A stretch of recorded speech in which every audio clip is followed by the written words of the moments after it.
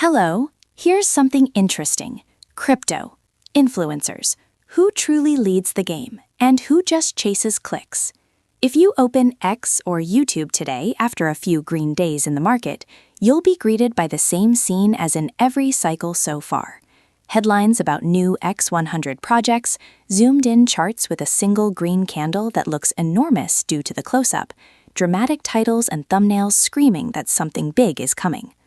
Often behind this are the same people who just a few months ago declared crypto dead, claimed it was all over, and that we would never see a new peak again.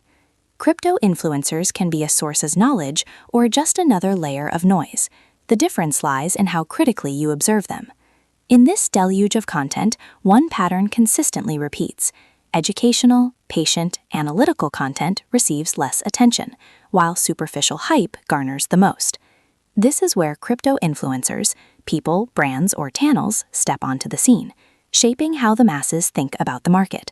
The question is no longer whether this influence exists, but rather whether we understand it well enough not to become merely someone else's liquidity.